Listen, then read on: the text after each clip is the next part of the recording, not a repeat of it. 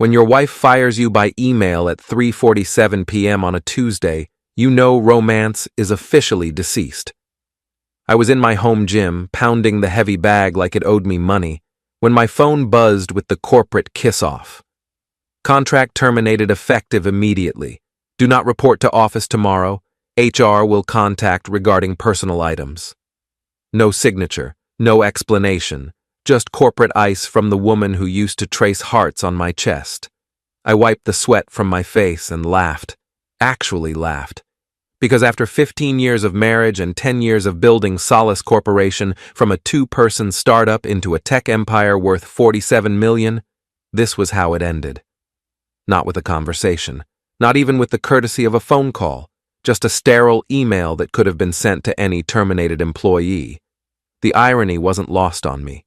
Alara Solace, CEO of Solace Corporation, had just fired Jared Solace, the man who owned 87% of the company she ran. My phone buzzed again. This time it was a text. Your brother fits us better than you, in every way. Attached was a photo of Rick sitting in my old office, feet propped up on the mahogany desk I'd picked out, wearing a suit that cost more than most people's rent. He was grinning at the camera like he'd just won the lottery. I stared at the message for a full minute, letting the implications sink in. My wife, my brother, my office, my company. Well, I said to my reflection in the gym mirror, guess I should have taken those team-building retreats more seriously. But here's the thing about being underestimated your entire life. You learn to see things other people miss. While everyone assumed I was just the silent tech guy who fixed problems and wrote code, I was actually the one who wrote every contract, every shareholder agreement, every clause that governed how Solace Corporation operated, including the clause that gave me final authority over all major decisions. I walked upstairs to my home office and pulled out the original shareholder agreement. The document I'd drafted when we incorporated, back when Alara was still pretending to love me, and Rick was still pretending to be my loyal brother. Back when I was naive enough to think family meant something. Page 17, Section 4, Subsection B. Primary shareholder maintains 87% controlling interest and final approval authority over all executive decisions, including but not limited to personnel changes, financial transfers, and operational modifications. I'd written that clause to protect us from hostile takeovers. Turns out, I'd actually written it to protect myself from hostile family members. My phone rang. Alara's contact photo filled the screen, a picture from our honeymoon in Cabo, back when her smile reached her eyes instead of stopping at her professionally whitened teeth. Jared, we need to talk. Do we? Because your text was pretty clear. Rick fits you better, in every way. I let the words hang in the air like smoke. Congratulations, by the way. When's the wedding? Don't be dramatic. This is business. Business?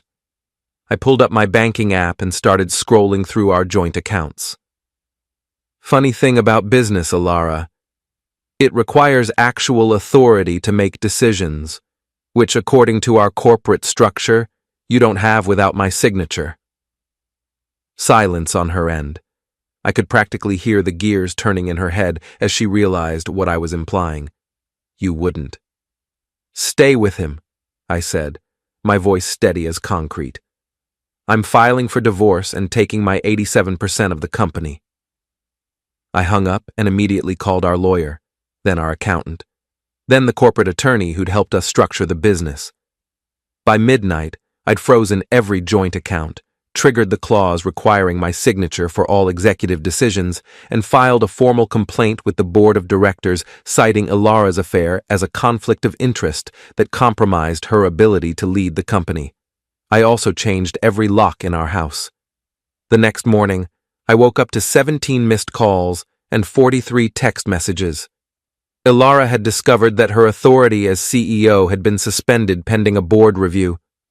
Rick had discovered that his brand new employment contract was void without my approval, and the entire executive team had discovered that they couldn't access any company accounts or make any operational decisions without my explicit authorization. I made coffee and read through the messages while sitting in my kitchen, watching the sunrise paint the sky orange and pink. Most of the texts were variations of "call me immediately" and "we need to fix this." But one stood out. It was from my daughter Kayla, away at college. "Dad, what's going on? Mom is freaking out and Uncle Rick won't stop calling me." I typed back, "Your mother decided she preferred your uncle to your father, in business and in bed. I'm correcting that mistake." Her response came immediately. "OMG, Dad, TMI, but also, good for you." At least someone in this family still had a backbone. By 9 a.m., my phone was ringing again. This time it was Linda Voss, the lead board member and a woman who'd built her fortune by being smarter and more ruthless than everyone else in the room. "Jared, you magnificent bastard. I always knew you had teeth. Question is, are you planning to use them? That depends on how badly they want to keep bleeding. Board meeting, tomorrow, 2 o'clock. Come prepared to either destroy everything or save it. Your choice." She hung up, and I found myself grinning for the first time in months. I spent the rest of the day gathering evidence. Email threads where Alara discussed removing Jared from operational oversight. Bank records showing transfers to accounts I'd never authorized. HR documents detailing Rick's hiring process, which had bypassed every protocol I'd established. But the real treasure was hidden in Alara's laptop, which she'd left connected to our shared cloud storage.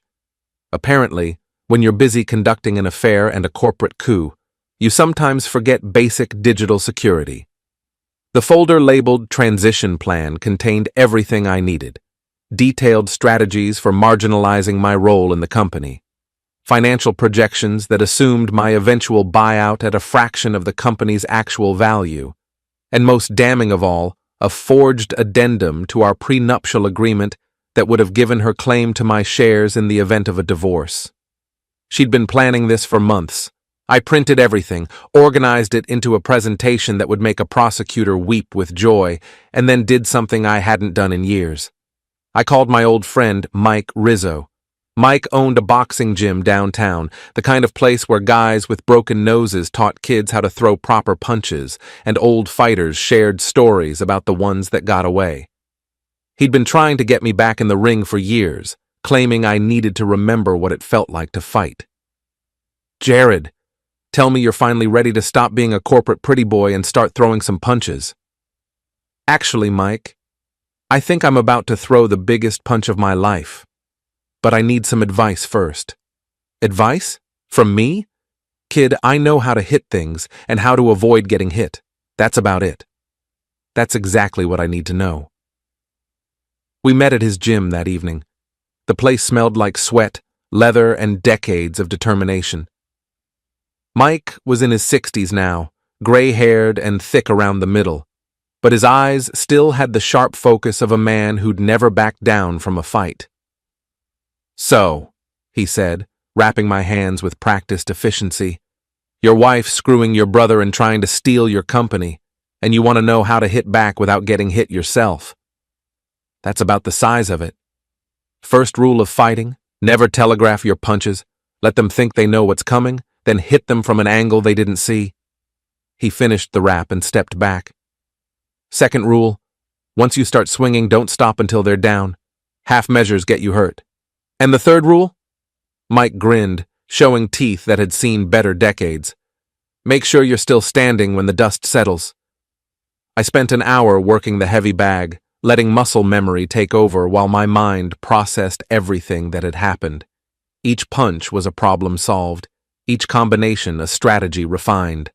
By the time I left the gym, I knew exactly how I was going to destroy them. The board meeting was held in the conference room on the 32nd floor of the Meridian building, with floor-to-ceiling windows overlooking the city. I arrived 15 minutes early, set up my presentation, and waited. Alara walked in first, wearing her power suit like armor and her confidence like a mask. She'd brought Rick with her, which was interesting. Also interesting was the fact that she'd brought Harper Mills, her best friend, and our head of public relations. "Jared," Alara said, taking her seat at the head of the table, I'm glad you're here. We need to resolve this situation before it damages the company. Oh, it's going to damage the company, I said, connecting my laptop to the presentation screen. Question is whether the damage is surgical or catastrophic. Linda Voss entered with the other board members, Thomas Chen from our legal department, Jennifer Walsh from finance, and David Park, our biggest external investor. They took their seats with the careful neutrality of people who knew they were about to witness either an execution or a resurrection. Before we begin, Alara said, I want everyone to understand that Jared is acting out of personal vindictiveness. His inability to separate his emotions from business decisions is exactly why we needed to make a change in leadership structure. Leadership structure? I clicked to my first slide, a copy of the original shareholder agreement. You mean the structure where I own 87% of the company and you serve at my pleasure as CEO? That's an outdated arrangement that doesn't reflect current operational realities. Current operational realities. I clicked to the next slide, a screenshot of her text message. Like the reality where you're conducting an affair with my brother and using company resources to facilitate it? The room went quiet. Harper shifted uncomfortably in her chair. Rick stared at his hands. Personal relationships have nothing to do with business performance, Alara said, but her voice had lost some of its edge. Don't they? I clicked through a series of slides showing Rick's employment contract, his salary, and his complete lack of qualifications for any position in our company. You hired my brother at a salary of $200,000 annually for a position that doesn't exist, reporting directly to you, with access to proprietary information and client databases, all without board approval or shareholder consent. Jennifer Walsh leaned forward. Is this accurate? It gets better. I clicked to the next slide. Bank records showing transfers to Rick's personal account. These payments were classified as consulting fees for work that was never performed, contracts that were never signed, and deliverables that were never delivered. Thomas Chen was taking notes now, his expression grim. Furthermore, I continued, clicking to the forged prenup addendum, Mrs. Salas attempted to create fraudulent legal documents that would have transferred my shares to her in the event of divorce proceedings. Documents that were backdated and notarized by someone who wasn't present during the original signing. The silence in the room was absolute. This is ridiculous, Alara said, but her voice cracked slightly. Jared is manufacturing evidence to support his emotional breakdown. Emotional breakdown? I clicked to my final slide, a detailed financial analysis of the company's performance over the past year. Let's talk about performance, shall we? Under your leadership, we've lost 3 major clients, our development timeline has slipped by 6 months, and our profit margins have decreased by 15%. Meanwhile, you've increased executive compensation by 22% and hired your lover at a salary that exceeds our senior developers. Linda Voss cleared her throat. Mrs. Salas, do you have a response to these allegations? Alara looked around the table, seeing the same thing I was seeing, board members who were no longer on her side. I motioned for an immediate vote of no confidence, David Park said quietly. Seconded, Jennifer Walsh added. All in favor? 5 hands went up. Only Harper abstained. Motion carries. Mrs. Salas, your authority as CEO is hereby revoked pending a full investigation into these allegations. Alara stood up slowly, her face pale, but her spine straight. This isn't over, Jared. Yes, I said, closing my laptop. It is. She left the room with Rick trailing behind her like a lost puppy. Harper lingered for a moment, giving me a look I couldn't quite read, then followed them out. Well, Linda said after the door closed, that was entertaining. Question is, what happens now? Now we clean house, I said, and we rebuild this company the right way. But as I packed up my presentation materials, I couldn't shake the feeling that Alara's parting words weren't just empty defiance. She'd been planning this coup for months. People like her didn't give up after one setback. They regrouped, they found new angles of attack, and they came back, swinging. 3 days after the board meeting, I woke up to find my face on the front page of the business section. The headline read, "Tech Executive's Messy Divorce Threatens Company Stability." The article painted me as an unstable husband using corporate warfare to settle personal scores. The byline belonged to Marcus Webb, a business journalist I'd never heard of. But the quotes were from people I knew very well. Jared Salas has always been volatile, an unnamed company source was quoted as saying. His technical skills are adequate, but he lacks the emotional intelligence necessary for leadership. The board is concerned about his ability to make rational decisions during this personal crisis. Another source, identified only as a longtime family friend, added, "This is really sad to watch. Jared built his entire identity around being the technical genius behind the company, but he's never understood the human side of business. Ilara was the real driving force behind their success." I poured coffee and read the entire article twice. It was a masterpiece of character assassination, carefully crafted to make me look like a brilliant but unstable engineer who couldn't handle being replaced by more competent leadership. The problem was, it was working. By noon, I'd received calls from 2 major clients expressing concerns about the company's stability. Our stock price had dropped 12%, and 3 of our senior developers had submitted their resignations. My phone rang. Linda Voss. "Jared, we need to talk. The board is getting nervous." "About what?" "We removed a compromised CEO and exposed financial irregularities. That should make them more confident, not less." "It would, if the story stayed internal. But now it's public, and it looks like you're using the company as a weapon in your divorce. That makes investors very unhappy." I walked to my home office window and stared out at the lake behind our house.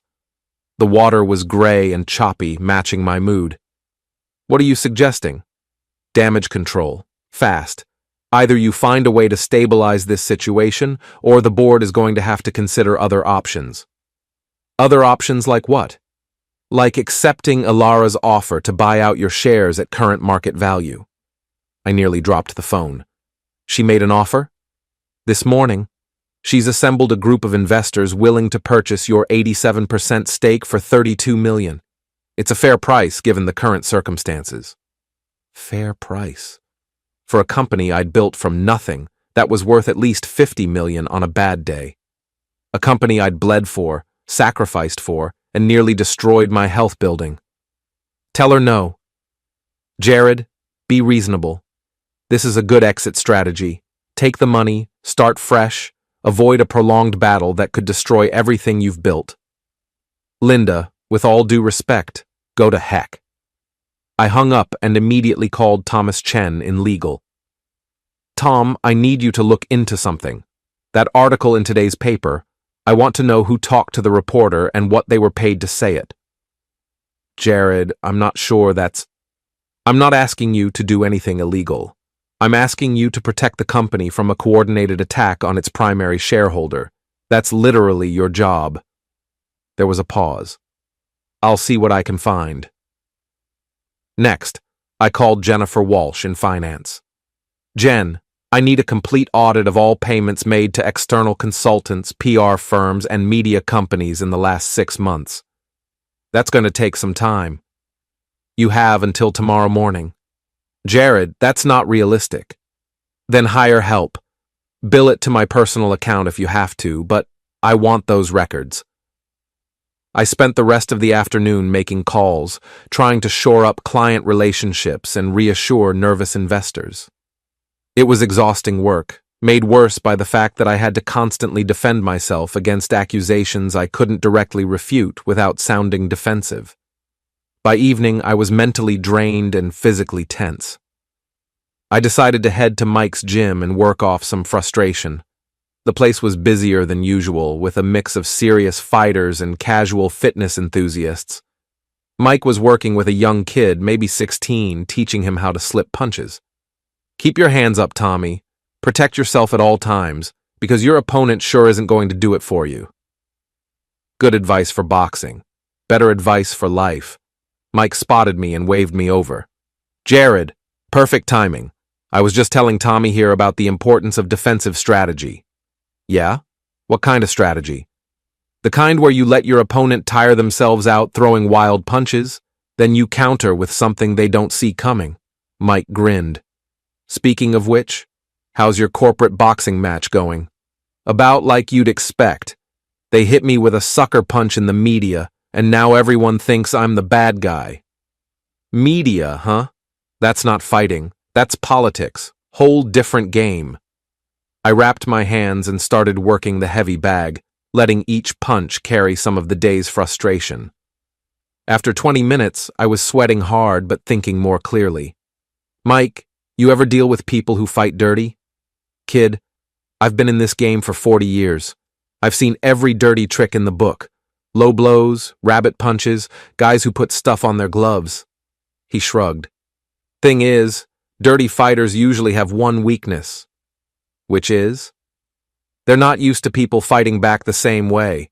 They expect their opponents to follow the rules while they break them. So when someone starts playing by their rules, instead of the official ones, they panic.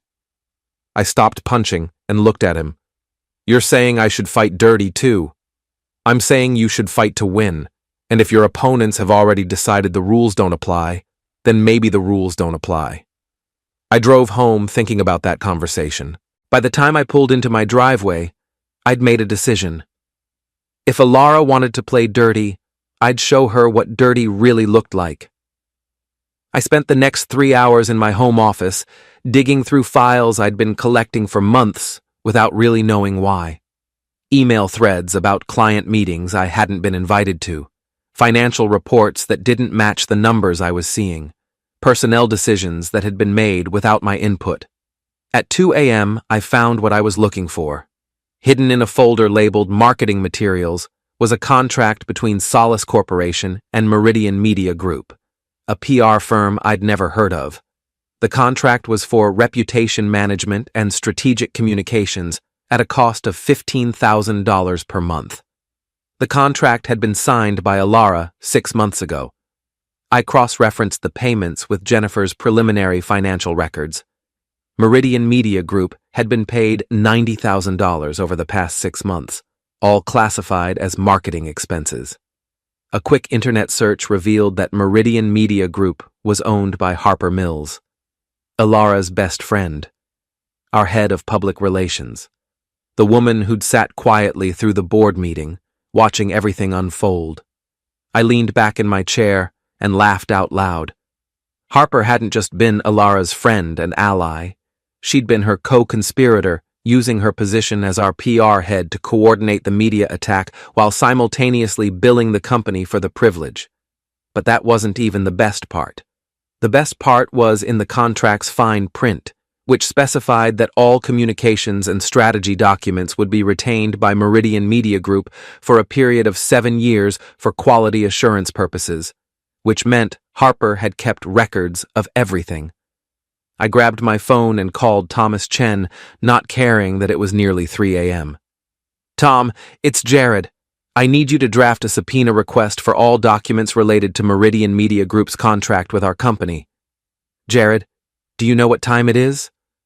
I know exactly what time it is. It's time to stop playing defense. The next morning, I arrived at the office for the first time since being terminated. Security tried to stop me, but I reminded them that I was still the majority shareholder and had every right to access company property. I walked straight to Harper's office. She was on the phone when I knocked, but she quickly ended the call when she saw me. Jared, I wasn't expecting you.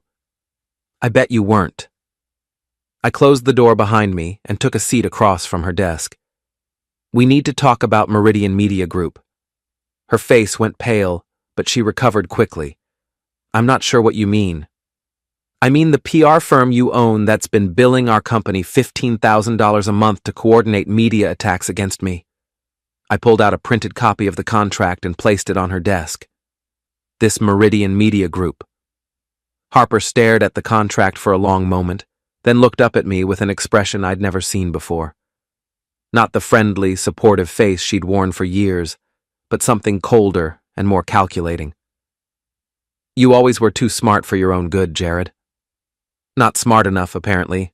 I trusted people I shouldn't have trusted. Trust. Harper laughed, but there was no humor in it. Do you remember the Whitmore account presentation 3 years ago? I frowned, trying to place the reference. Vaguely. Why? Because you humiliated me in front of the entire board, my presentation, my research, my strategy, and you stood up and tore it apart piece by piece, made me look like an amateur. The memory came back slowly.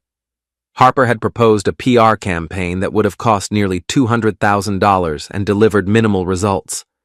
I'd pointed out the flaws in her analysis and suggested a more cost-effective approach. That was business, Harper. Nothing personal. Nothing personal? Her voice rose slightly.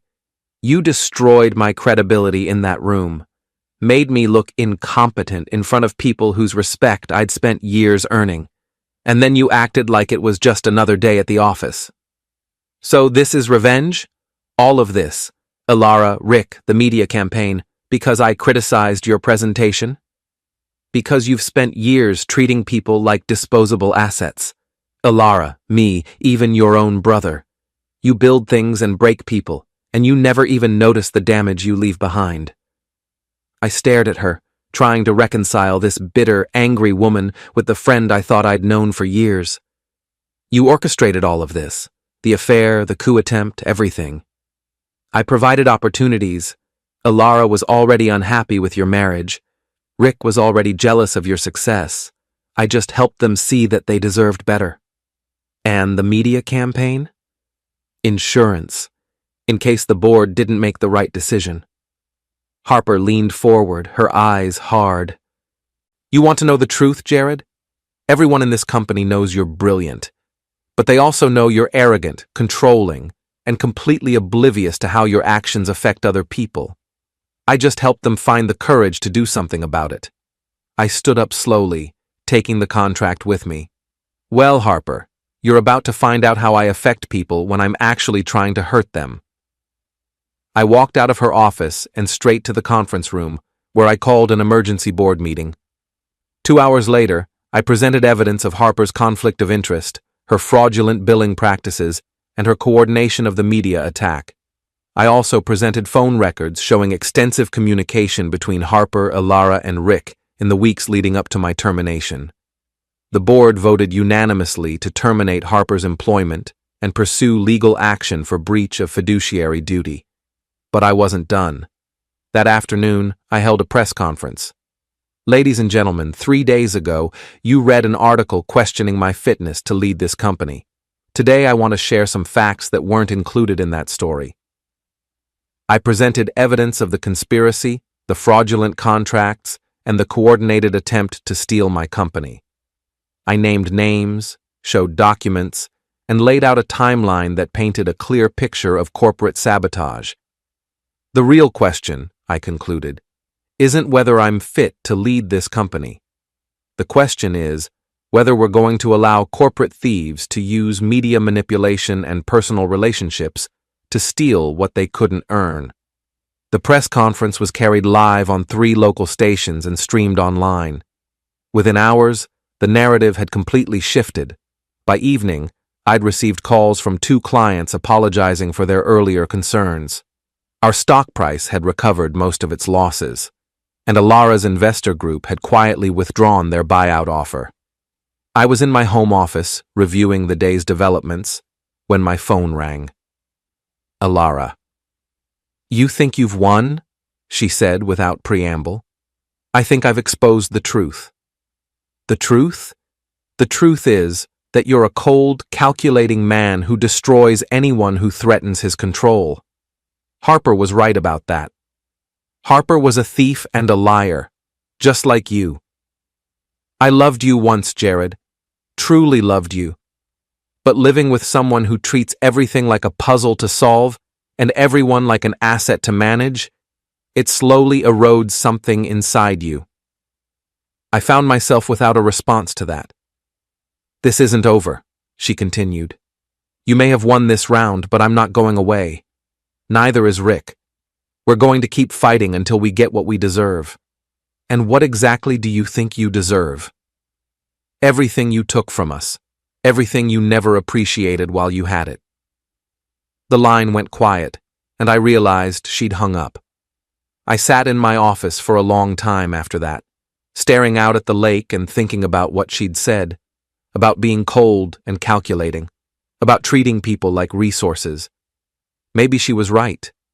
Maybe I had become someone who saw everything through the lens of problems and solutions, assets and liabilities. But if that was true, then Alara and Rick and Harper had made one critical error in judgment. They'd forgotten that in my world, they weren't assets anymore. They were problems. And I was very, very good at solving problems. 2 weeks after the press conference, I thought I'd won. The media narrative had shifted in my favor, the board was solidly behind me, and Alara had moved out of our house.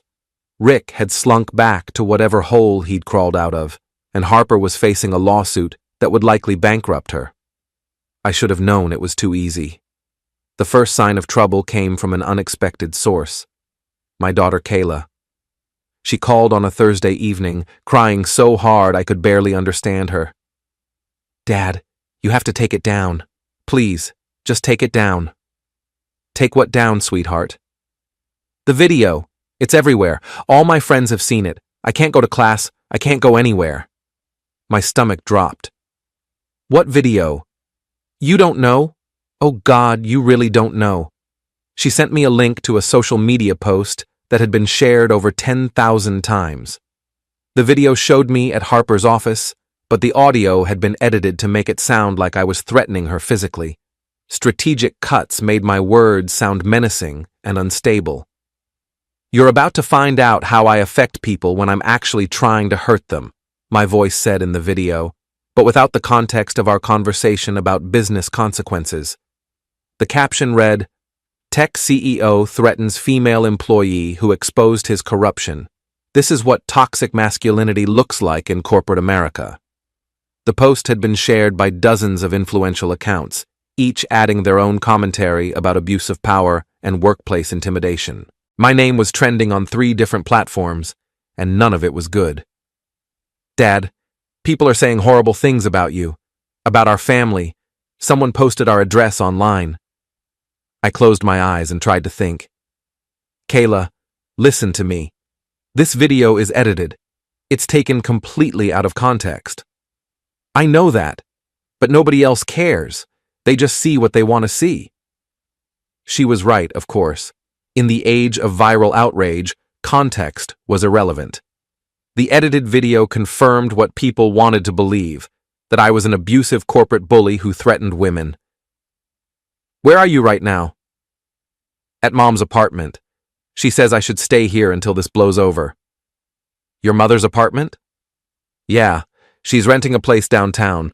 Uncle Rick is here too." Of course he was. After I hung up with Kayla, I spent 2 hours trying to trace the source of the video. The original post had come from an account called Corporate Whistleblower, with no identifying information and a creation date of 3 days ago. But the real damage was being done by the accounts that had amplified it. Professional activists, feminist organizations, and business ethics groups had all shared the video with their own commentary.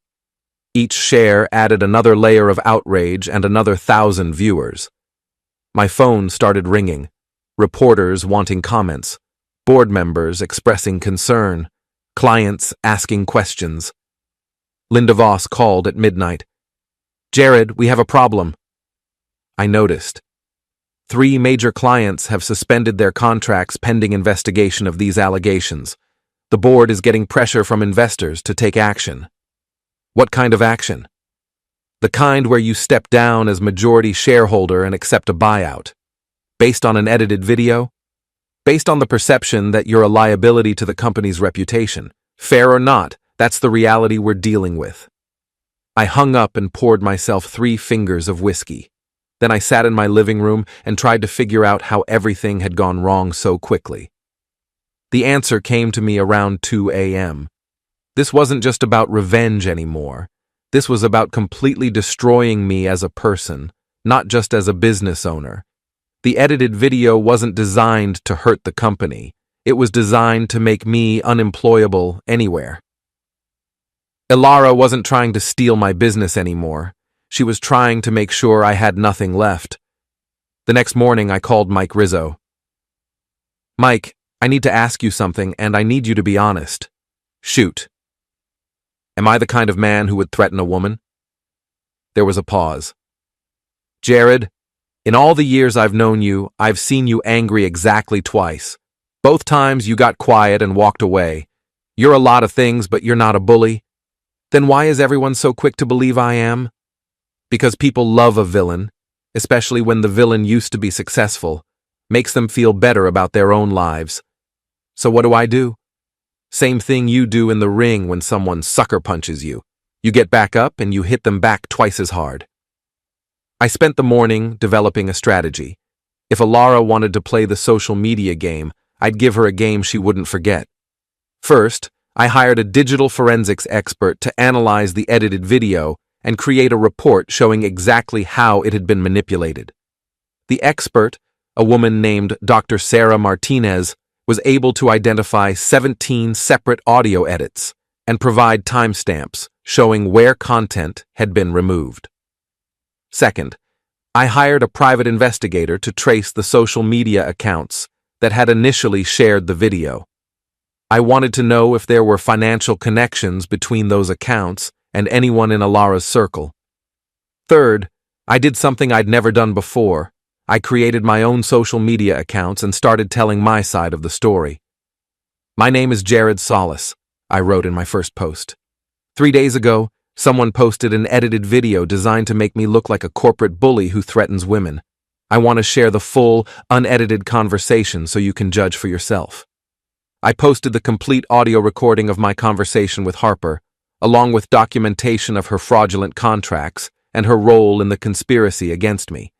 The response was immediate and polarized.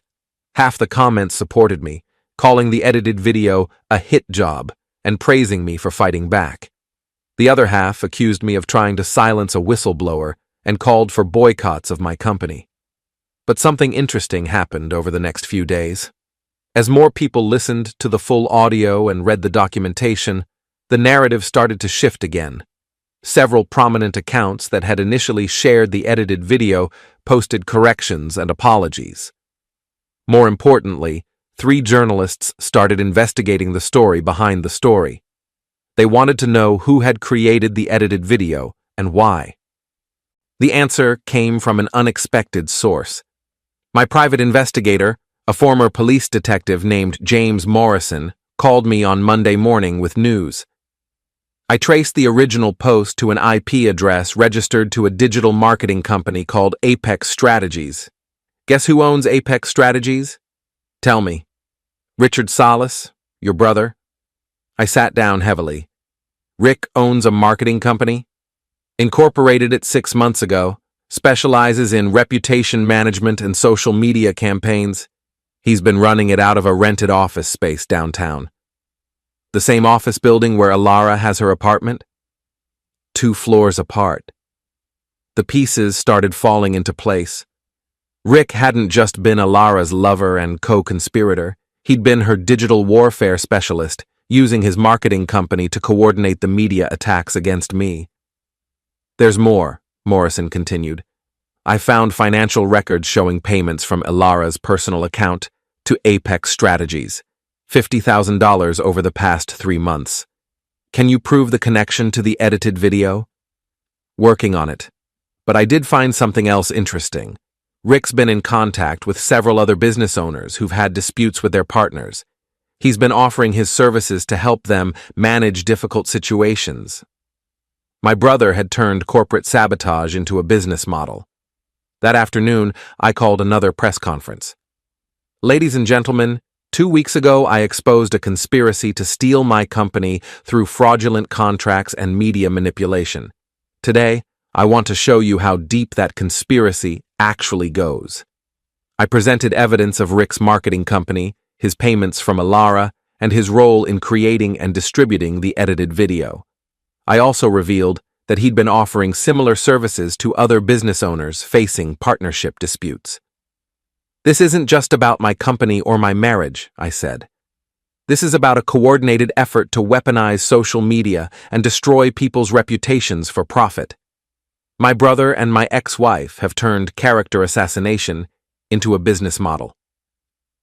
The press conference generated significant coverage, but the real impact came from an unexpected source. One of the other business owners Rick had approached came forward with recordings of their conversations, where Rick explicitly described his methods for destroying problematic partners through social media campaigns.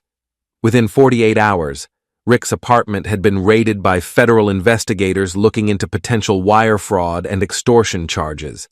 But Alara wasn't done fighting. She held her own press conference the next day, appearing with a prominent women's rights attorney. "My husband is a powerful man who's used to getting his way," she said, dabbing at her eyes with a tissue. "When I tried to stand up to his controlling behavior, he systematically destroyed everyone who supported me. He's turned his brother into a scapegoat and used his wealth and influence to silence anyone who challenges him." It was a masterful performance. She appeared vulnerable and sympathetic, the victim of a powerful man's revenge. The attorney beside her spoke about patterns of abuse and the difficulty women face when challenging male-dominated corporate structures. Several women's organizations rallied to her support. Protesters gathered outside my office building. Someone spray-painted "abuser" on my car. I was losing the public relations battle again, and this time it felt personal in a way that business disputes never had. That evening, I was sitting in my home office, staring at social media posts calling for my resignation, when my phone rang. It was Kayla. "Dad, I need to tell you something." "What is it, sweetheart?" "Mom asked me to say some things about you, to reporters, about how you were controlling and angry at home." My heart sank. And I told her no, because it's not true. You were never controlling or angry. You were just absent, always working, always focused on the company, but you never hurt anyone. Thank you for that. Dad, there's something else. I overheard Mom and Uncle Rick talking. They're planning something big, something that's supposed to end this whole thing. What kind of something? I don't know, but Mom said after this weekend you won't be able to fight back anymore. After I hung up, I sat in the darkness of my office, trying to figure out what they might be planning. What could they do that would be worse than what they'd already done? The answer came to me slowly, like a cold realization creeping up my spine. They were going to accuse me of something criminal. Everything they'd done so far had been about business disputes and personal relationships. But if they could make people believe I'd committed an actual crime, harassment, threats, maybe even assault, then no amount of evidence or explanation would save me. I called Morrison immediately. "I need you to do something for me. I need complete surveillance on Alara and Rick. Video, audio, everything. Legal surveillance," I added quickly. "I think they're planning to frame me for something." "What kind of something?" "I don't know yet, but whatever it is, I want proof that it's fabricated. That's going to be expensive. I don't care what it costs." I hung up and walked to my bedroom window, looking out at the lake behind my house. The water was black under the cloudy sky, reflecting nothing. Somewhere out there, the people I'd once loved were planning my complete destruction. Not just my business or my reputation, but my freedom. I'd thought this was about money and power and revenge. I was beginning to realize it was about something much more dangerous. It was about survival. The trap was elegant in its simplicity. I discovered it completely by accident on Friday morning, when I stopped by my office early to pick up some files. The building was mostly empty, just security guards and a few dedicated workaholics getting an early start on their day. I was leaving through the parking garage when I heard voices echoing off the concrete walls. Familiar voices. Alara and Rick were standing next to her car, speaking in the hushed tones people use when they're planning something they don't want overheard. I ducked behind a concrete pillar and listened. "The restraining order gets filed Monday morning," Alara was saying. Jared's threatening behavior, the confrontation at Harper's office, the damage to your car. It's a clear pattern of escalating violence. And the photos? Perfect. The bruises look completely real. Dr. Martinez did excellent work. My chest tightened. Dr. Martinez, not the digital forensics expert I'd hired, but someone else entirely. Someone who specialized in creating fake evidence. What about the timing? Rick asked. Monday afternoon, right after the restraining order is filed, I hold a press conference. Domestic violence survivor speaking out against her abuser. The media will eat it up. And then? Then Jared spends the next 6 months fighting criminal charges while the company goes into receivership.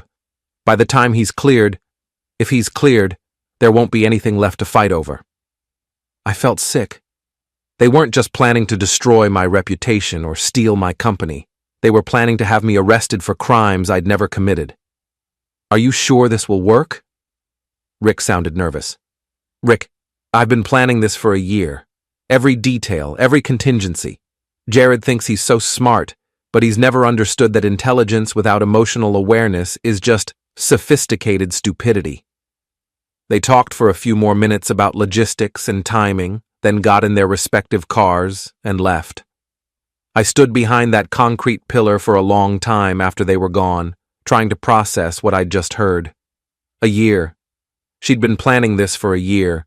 Everything that had happened, the affair, the corporate coup, the media attacks, had been leading to this moment. The final trap that would destroy me completely. I called Morrison from my car. I need to see you immediately. And bring recording equipment. We're going to need evidence of everything that happens over the next few days. We met at his office, a cramped space above a bail bondsman in a part of town that specialized in second chances and last resorts.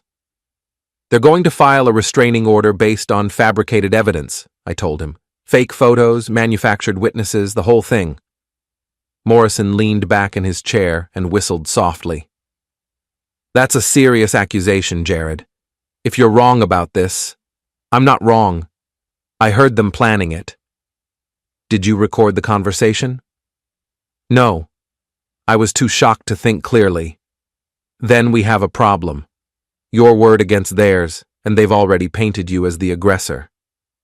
I stared at the water stain on his office ceiling and tried to think. What if we could get them to admit it on tape? How? I don't know yet, but there has to be a way. Morrison studied me for a moment. Jared, I have to ask you something, and I need you to be completely honest. Have you ever threatened your wife? Ever put your hands on her in anger? Ever done anything that could be construed as domestic violence? Never. Not once. Because if you have, even a little bit, this whole thing is going to blow up in your face. Jim, in 15 years of marriage, I never raised my voice to her. The closest I ever came to physical contact during an argument was when I slammed a door.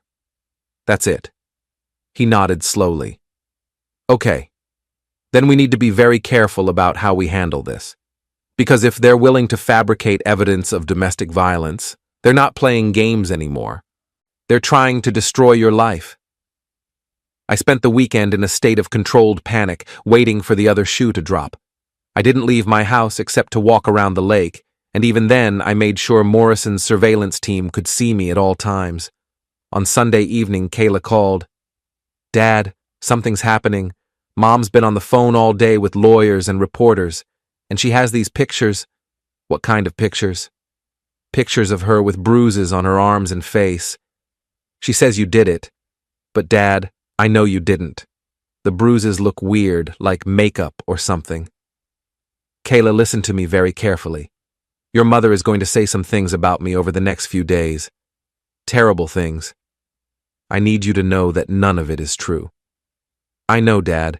I've lived with both of you my whole life. You're not violent. You're not even mean. You're just focused.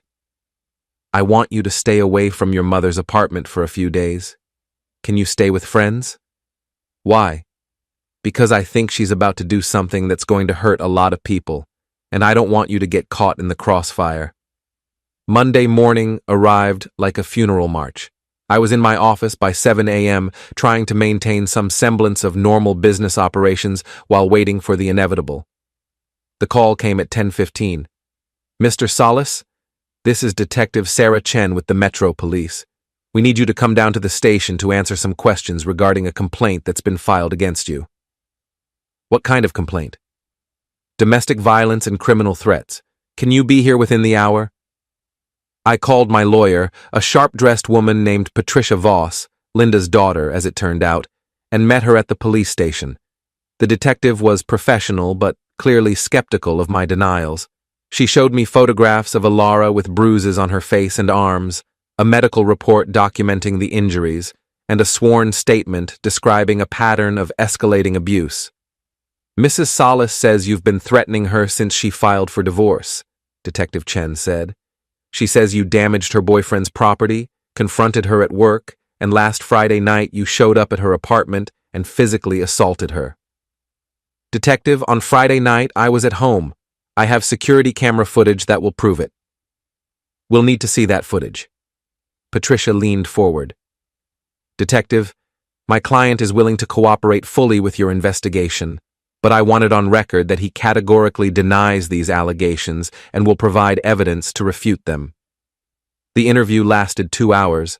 I answered every question honestly and provided documentation of my whereabouts for every incident Alara had described.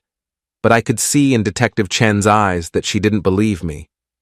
The evidence looked compelling: photographs, medical reports, witness statements from Rick and Harper. When we left the police station, Patricia was blunt. "Jared, this is bad. Really bad. Even if we can prove you didn't do it, the damage to your reputation will be catastrophic. Can we get the charges dismissed?" "Maybe, but it's going to take time, and time is something you don't have. The restraining order hearing is tomorrow morning, and after that, Alara is going to hold her press conference." That evening, I sat in my home office and stared at the lake, watching the sun set behind the trees. In less than 24 hours, I would officially become a pariah, an accused domestic abuser whose name would be associated with violence against women. Everything I'd built, everything I'd worked for, would be gone. My phone buzzed with a text from Morrison. "Got something. Meet me at the usual place in 1 hour." I drove to his office, hoping he'd found some way to prove the evidence was fabricated.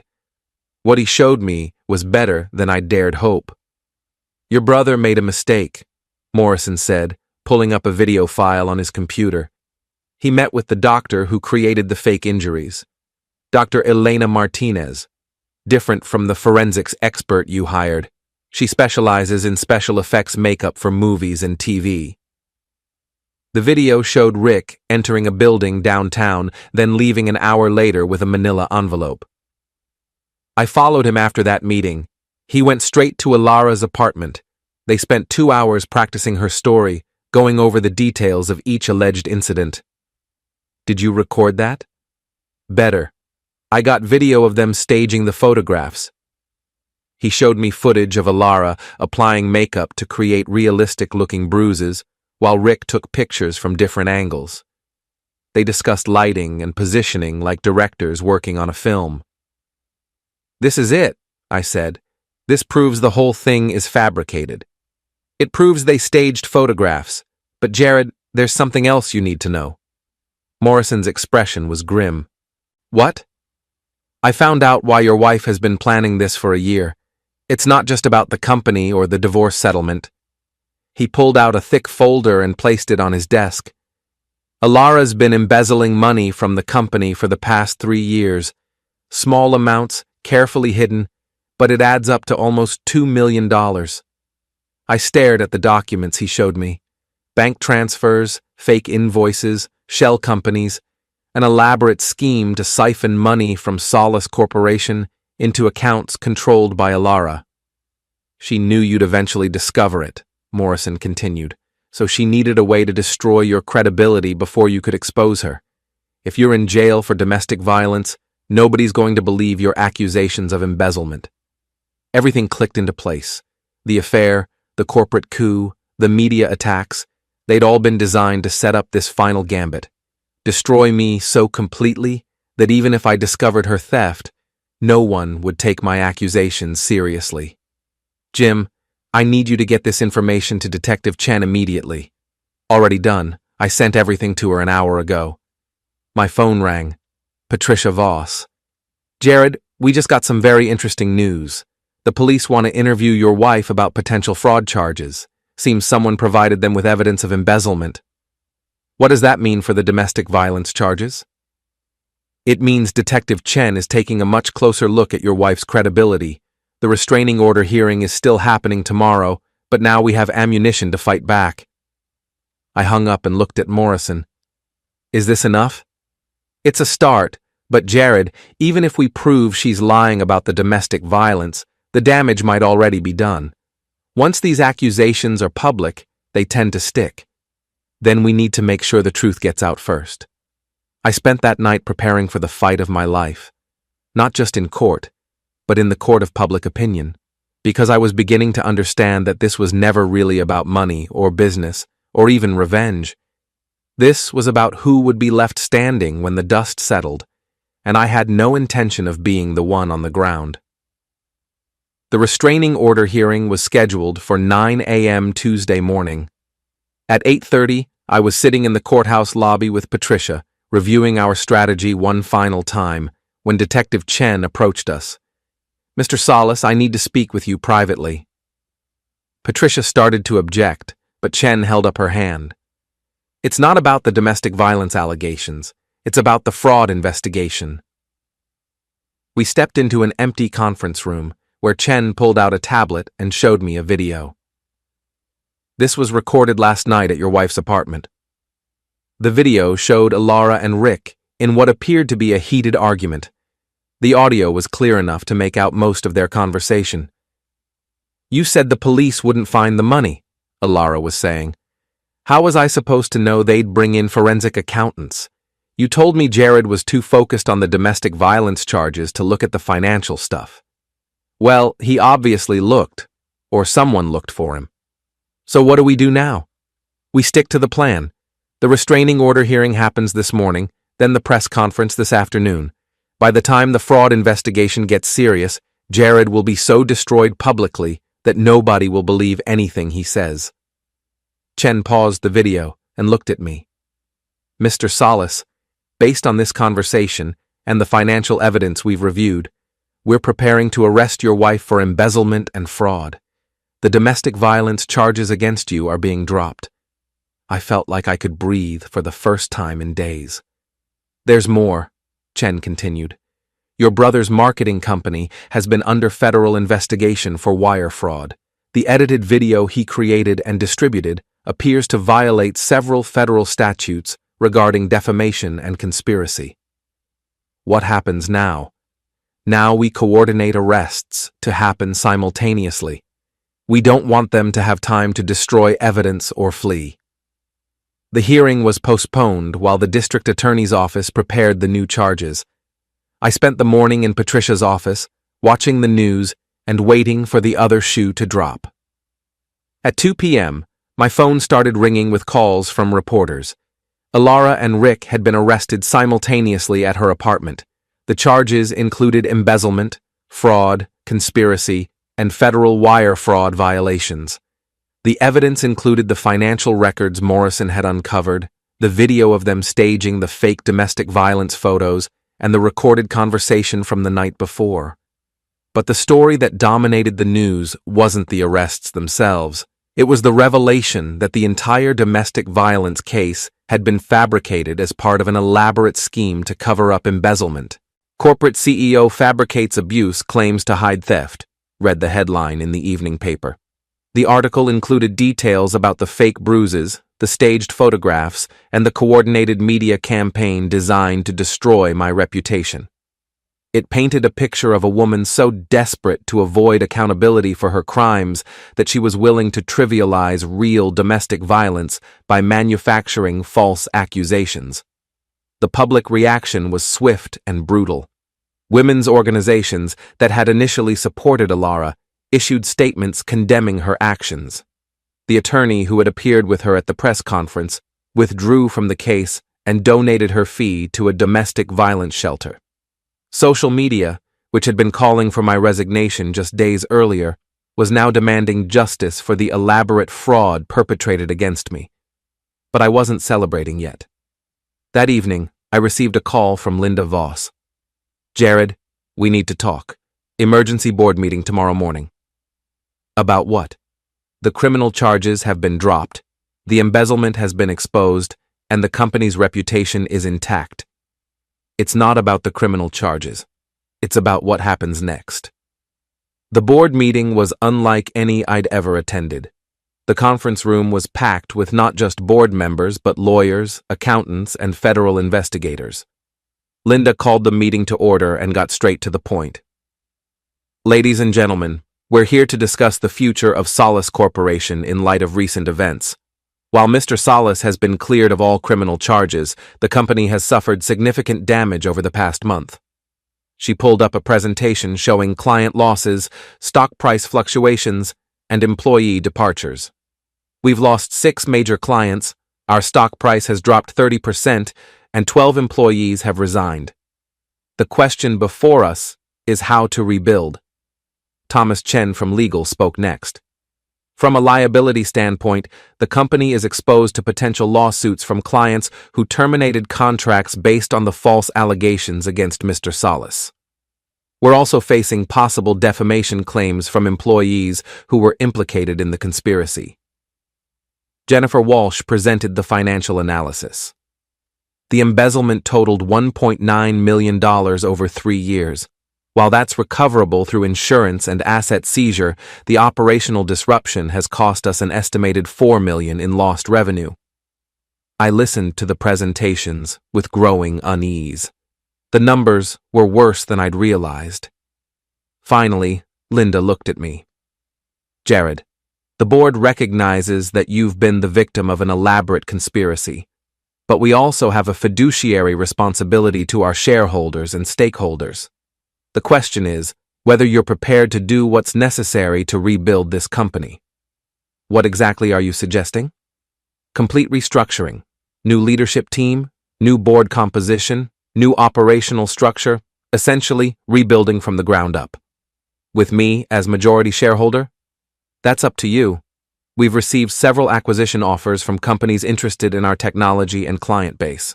The offers are substantial, enough to provide full value for your shares and ensure the company's survival under new ownership." I stared around the room at faces I'd known for years, some sympathetic, some neutral, all waiting for my decision. "You're asking me to sell the company I built."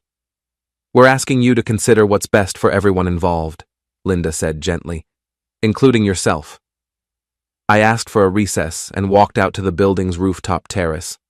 The city spread out below me, glass and steel and concrete stretching to the horizon. Somewhere down there, Ilara and Rick were sitting in jail cells, waiting for bail hearings that might never come. I thought about the past month, about everything I'd lost and everything I'd learned, about the difference between winning a battle and winning a war. My phone buzzed with a text from Kayla. "Dad, whatever you decide, I'm proud of you for fighting back. Love you." That decided it. I went back into the conference room and looked around the table at the board members who were waiting for my answer. "Ladies and gentlemen, I appreciate your concern for the company's future. But I didn't build Solace Corporation to sell it when things got difficult. I built it to last." I pulled out my own presentation, one I'd prepared the night before. "Here's what we're going to do. First, we're going to use the insurance settlement from the embezzlement to fund a complete rebranding campaign. New name, new image, new market position." I clicked to the next slide. "Second, we're going to turn this entire experience into a competitive advantage. We're going to become the company that survived corporate sabotage and came back stronger. The company that proved integrity matters more than short-term profits." Another slide. "Third, we're going to implement the most comprehensive ethics and transparency program in our industry. Every decision, every contract, every hire will be subject to independent oversight." I looked around the room, seeing surprise and skepticism in equal measure. Finally, we're going to use our experience to help other companies protect themselves from similar attacks. We're going to create a consulting division that specializes in corporate security and crisis management. Linda leaned forward. Jared, that's ambitious, but do you really think you can rebuild trust after everything that's happened? Linda, 3 weeks ago, everyone thought I was a corporate bully who threatened women. Today, everyone knows I was the victim of an elaborate conspiracy. Public opinion can change quickly when the truth comes out. And if it doesn't work, then we'll cross that bridge when we come to it. But I'm not giving up on this company. Not now, not ever. The board voted to support my restructuring plan by a margin of 6-1. Over the next 6 months, we rebuilt Solace Corporation from the ground up. The rebranding campaign, built around themes of integrity and resilience, generated significant positive media coverage. The transparency program attracted new clients who valued ethical business practices. The consulting division became profitable within its first quarter. Most importantly, we survived. Alara and Rick were both convicted on multiple charges. Alara received a sentence of 8 years in federal prison. Rick got 6 years. Harper, who cooperated with prosecutors in exchange for a reduced sentence, served 18 months and was required to pay full restitution for her fraudulent contracts. The company they'd tried to destroy became stronger than it had ever been. But the real victory wasn't financial or professional, it was personal. I learned that being underestimated can be an advantage, that fighting dirty sometimes means fighting smart, that the people who try to destroy you often destroy themselves in the process. Most importantly, I learned that sometimes the best revenge isn't revenge at all. It's survival. It's success. It's proving that no matter how elaborate their schemes or how ruthless their tactics, they couldn't break what I'd built. They couldn't break me. On the 1-year anniversary of that first email terminating my contract, I was sitting in my office, the same office Rick had posed in so smugly, when Linda Voss knocked on my door. Jared, there's someone here to see you. Kayla walked in, wearing a business suit and carrying a resume. Dad, I'm graduating early, and I want to work here. Are you sure? After everything that happened? Because of everything that happened, you showed me what it means to fight for something you believe in, what it means to stand up to people who try to tear you down. I looked at my daughter, seeing strength and determination in her eyes that reminded me of myself at her age. Well, I said, we could use someone in the ethics and compliance department. She grinned. Perfect. When do I start? How about right now? As Kayla settled into the chair across from my desk, I realized that Alara had been wrong about one thing. She'd said I saw people as resources to be managed rather than human beings to be valued. Maybe that had been true once, but not anymore.